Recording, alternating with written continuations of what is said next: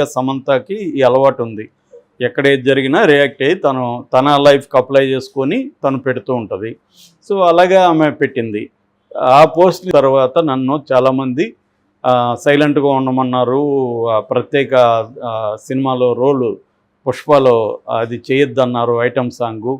ఇవన్నీ కొంతమంది చెప్పారు నాకు. మా ఇంట్లో ఎక్కడికి కదలదు, ఇంట్లోనే కూర్చోన్నారు. నేనెందుకు ఇంట్లో కూర్చోవాలి, నేనేం తప్పు చేశాను, నా పెళ్ళికి నేను ఎంతో నా పెళ్ళిని నిలబెట్టుకోవాలని ఎంతో నేను ప్రయత్నించాను, కానీ కుదరనప్పుడు నేను I have to move on కదా జీవితంలో. నేను నాకు నచ్చినట్టుగా నేను బతుకుతాను, దానికి కాదనే హక్కు ఎవరికి ఉంది అన్నట్టుగా ఆమె పోస్ట్ పెట్టింది. అది ఇప్పుడు పెట్టిందని ప్రచారం చేస్తున్నారు. ప్రచారం చేసి నా హృదయం మొక్కలైందని, లేకపోతే ఇలా శోభిత అనే మేమిద్దరం విడిపోవడానికి కారణము వీళ్ళిద్దరూ ఎప్పటి నుంచో 6 ఏళ్ళ నుంచి వీళ్ళిద్దరికి పరిచయం ఉంది, ఇలాగా ఒక స్టోరీ అల్లేసి చెబుతున్నాను. నిన్న నాగార్జున కూడా ఒక వెబ్సైట్కి ఇంటర్వ్యూ ఇచ్చినప్పుడు శోభిత నాగ చైతన్య 2 ఏళ్ళ నుంచే వాళ్ళకి పరిచయము, నాకు ఆ అమ్మాయి 6 ఏళ్ళ నుంచి పరిచయము, గూఢాచారి సినిమా అప్పటి నుంచే పరిచయం నాకు అమ్మాయి అని అతను చెప్తున్నాడు.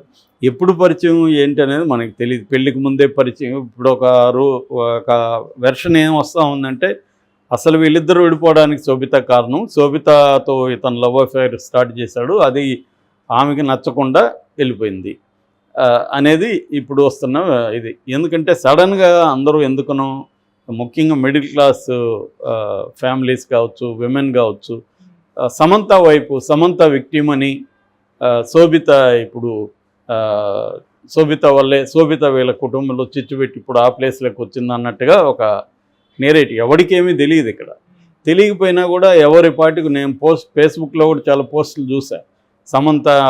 సమంత విక్టిమ్ అని, సమంత ఫోటోలు తీయడం, సమంత ఇతను ఉన్నప్పుడు తీయడం. వాళ్ళిద్దరూ వద్దనుకోని కదా విడిపోయారు, మరి మనకేం సంబంధం? వాళ్ళిద్దరూ వద్దనుకోని విడిపోయినాక అది వాళ్ళిద్దరూ మ్యూచువల్ డైవర్సే కదా. ఆమె ఏమన్నా కంటెస్ట్ చేసిందా, విడాకులు వద్దని చెప్పిందా? ఇద్దరు కలిసి మ్యూచువల్గా చేసుకున్నారు. అఫిషియల్గా కారణాలు ఇద్దరు బయట చెప్పొద్దు అనుకున్నారు. మేబీ ఇరువైపులా ఇబ్బందులు ఉండొచ్చు, ఇరువైపులా కంపాటబిలిటీ ఇష్యూస్ ఉండొచ్చు. ఆమె వేరే వీళ్ళకి నచ్చని పనులు ఆమె చేయొచ్చు, ఆమెకు నచ్చని పనులు ఇతను చేసి ఉండొచ్చు. అది వ్యక్తులతో సంబంధాలు కావచ్చు, కెరియర్ పరంగా కావచ్చు, ఏమైనా కావచ్చు. కాబట్టి ఇక్కడ మనం స్పెక్యులేట్ చేసి మన స్పెక్యులేషన్ ట్రూత్ లాగా చెప్పి ఆ ట్రూత్ మనం ఇంటర్ప్రెట్ చేసి మనం ఏదో సత్యులు అయినట్టుగా వాళ్ళ గురించి మనం జడ్జిమెంట్లు చెప్పి, అయ్యో సమంత నువ్వు ఇది, సమంత నువ్వు అది అని చాలామంది ఫెమినిస్టులు కూడా చూశాను నేను పోస్టులు. ఇదంతా కూడా ఒక రకమైన మూర్ఖత్వం తప్ప ఎవరికి తెలుసు? శోభిత ఎప్పుడు పరిచయం అయిందో ఎవరైనా చూసారా? ఇక్కడ సమంత చెప్పిందా శోభిత వల్లనే విడిపోయామని? ఏమీ లేదు కదా. మరి శోభితను ఎందుకు విలనం చేస్తున్నారు? శోభిత అనే అమ్మాయి తనకి ఎప్పుడు పరిచయం అయింది, ఎప్పుడు ప్రేమలో పడ్డారో ఎవరికి తెలియదు. సో తెలియనప్పుడు నాగార్జున చెప్పింది అని 2 ఏళ్ళు అయింది వాళ్ళిద్దరు ఇదని. మనకు అంతకుముందు నుంచి కూడా ఎక్కడ ఫోటోలు లీక్ కానీ వీళ్ళిద్దరు కలిసి ఉన్నట్టు కూడా ఎక్కడా లేదు. 2 ఏళ్ళ నుంచే మనకు కూడా ఫోటోలు అవి రావడం అవన్నీ కనిపిస్తున్నాయి. ఇండస్ట్రీలో కూడా అంతకుముందు ఇప్పటికీ చాలామందికి శోభిత ఎవరు తెలియదు. ఈమె వచ్చేవరకు శోభిత అంటే ఎవరు రెగ్యులర్ సినిమాలు చూసే వాళ్ళకి కూడా తెలియదు. ఎందుకంటే మీ ఏ సినిమాలో కూడా పెద్ద ఫోకస్ కాలేదు. కాబట్టి శోభిత విక్టిమ్ అని చెప్పలేము. అట్ ద సేమ్ టైం ఇంకొక ప్రీతం జవాల్కర్ అని అతను స్టైలిస్ట్, హెయిర్ స్టైలిస్టు అవంతా సమంతకి. యాక్చువల్గా అతనికి ఈమెకి రిలేషన్షిప్ ఉంది, అందుకని విడిపోయారని కూడా అప్పట్లో నాగార్జున అభిమానులు ట్వీట్లు అవి చేశారు. ఎందుకంటే వాళ్ళిద్దరూ చాలా క్లోజ్గా ఉన్న ఫోటోలు రిలీజ్ అయినాయి అప్పట్లోనే. ఆ తర్వాత ఈ ప్రీతం జవాల్కర్ అని అతను గే అని, అతనికి ఈమెకేమి అఫైర్లు ఉండే ఛాన్స్ లేదు, అతను గే కాబట్టి అని, అతను క్లోజ్ ఫ్రెండ్ చాలామందికి అనే వార్త వచ్చింది. ఏదేమైనా అతను ఇప్పుడు ఒక పోస్ట్ పెట్టాడు. అదేంటంటే కంగ్రాట్స్ పతిత అని పెట్టాడు. వాడు విచిత్రంగా పెట్టాడు. కంగ్రాట్స్ పతిత, రహస్యాలు అబద్ధాలు ఎల్లకాలం దాగు అట్లాడేదో ఒక మిస్టికల్గా పెట్టాడు. మరి ఎవరిని ఉద్దేశించి పెట్టాడంటే ఈమెనే ఉద్దేశించి పెట్టాడని ఒక నడుస్తుంది. శోభితనే అంటే శోభిత ఉద్దేశించి పెట్టాడు. శోభిత తనకు ముందుగానే అఫైర్లు ఉన్నాయి, దానివల్లే విడిపోయినారని. సో ఇవాళ ఇవన్నీ కామన్. ఇవాళ ఉన్న యూత్లో ఇద్దరు ప్రేమించి పెళ్లి చేసుకున్నాక వాళ్ళు ఒకరితో ఒకరే జీవితాంతం కలిసి ఉండాలనే పరిస్థితి లేదు ఇవాళ. ఎందుకంటే వాళ్ళకి అఫైర్లు పెళ్ళికి ముందు ఉంటాయి, అవి కంటిన్యూ అవుతాయి, పెళ్లి తర్వాత కూడా అఫైర్లు ఏర్పడుతున్నాయి, మల్టిపుల్ రిలేషన్షిప్స్ ఉన్నాయి. ఇవన్నీ ఇవాళ ఉన్న లైఫ్లో ఇవి అందరికీ చాలామంది కామన్. ఇది దీన్ని ఎలా డీల్ చేసుకుని ముందుకెళ్ళాలనేదే వాళ్ళు ఎవరికి వాళ్ళు ఆలోచించుకోవాలి. సో ఈ అందువల్ల ఏమవుతుందంటే మనకి ఒక ఫ్రీడమ్ వచ్చింది. ఆ ఫ్రీడమ్ని ఫైనాన్షియల్ ఫ్రీడమ్ కావచ్చు, లేకపోతే ఇతర ఫ్రీడమ్స్ వచ్చాయి ఇవాళ. ఆ ఫ్రీడమ్ని ఎలా డీల్ చేయాలనేది, ఆ ఫ్రీడమ్ వల్ల వచ్చే సైడ్ ఎఫెక్ట్స్ ఉంటాయి కదా. నువ్వు నా ఇష్టం, నాకు 5 మందితో అఫైర్లు పెట్టుకోవాలనిపిస్తూ ఉంది, 5 మందితో నేను పెట్టుకుంటానన్నప్పుడు ఒకరు పర్మనెంట్గా కావాలనుకున్నప్పుడు మళ్ళీ క్రైసిస్ వస్తుంది. నువ్వు 5 ఎవరు పర్మనెంట్గా వద్దు, నా ఇష్టం, నేను 5 కాకపోతే 10 మందితో పెట్టుకుంటాను అంటే అది వేరే రకమైన ఇష్యూస్ వస్తాయి. దాంట్లో కూడా రావనేం లేదు. ఎందుకంటే హ్యూమన్ బీయింగ్స్ బేసిక్గా ఇర్రేషనల్గా ఉంటారు, ఎమోషనల్గా రియాక్ట్ అవుతారు, లాజిక్ని రీజన్ని ఫాలో గారు.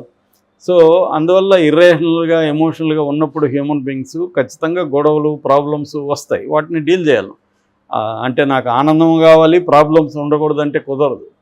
ఆనందంతో పాటు ప్రాబ్లమ్స్ కూడా వస్తాయి, వాటిని డీల్ చేయాలి.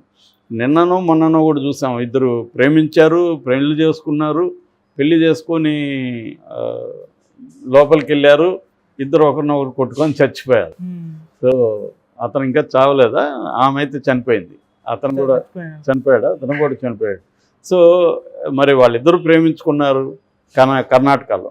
సో ఇట్లాంటివి చాలా చూస్తున్నాం. ఎందుకంటే ఇప్పుడున్న టఫ్ సిచ్యువేషన్ అబ్బాయిలకి అమ్మాయిలకి ఇద్దరికీ ఉంది. సో దీంట్లో మనం గబుక్కన ఒకరి వైపు సైడ్ తీసుకునే పరిస్థితి లేదు. కాబట్టి అలాగా సమంత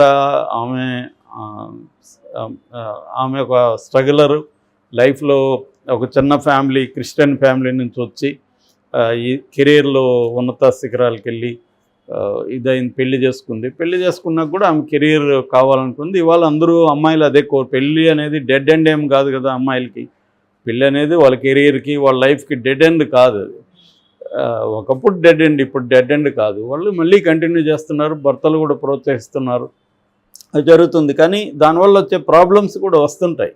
సో అలాగా వాళ్ళు వచ్చినప్పుడు దాన్ని సార్ట్అవుట్ చేసుకొని కూడా కంటిన్యూ చేద్దామని కొంతమంది అనుకోవచ్చు, లేదు మనకు కుదరదు అని విడిపోయి ఉండొచ్చు. విడిపోవడం అంత ఈజీ కాదు కదా, ఇద్దరికీ ఇబ్బందులు ఉంటాయి. ఎక్కువ ఉమెన్ ఖచ్చితంగా విడిపోయినప్పుడు ఎక్కువ కష్టాలు ఎక్కువ ఉమెన్కి ఉంటాయి జనరల్గా. పర్టికులర్ కేసులో అబ్బాయిలకు కూడా కొంత ఇబ్బందులు ఉండొచ్చు. జనరల్గా అయితే విడిపోయిన ఉమెన్, సింగిల్ ఉమెన్కి ఎక్కువ ఇబ్బందులు ఉంటాయి. ముఖ్యంగా పిల్లలు ఉంటే సింగిల్ పేరెంట్కి చాలా కష్టాలు ఉంటాయి. కాబట్టి ఈ యాంగిల్లో చూసుకున్నప్పుడు ఇది 4 రోజులు మీడియా హడావిడి తప్ప దీంట్లో అంతకంటే మ్యాటర్ ఏమీ లేదని నా అభిప్రాయం. Okay sir.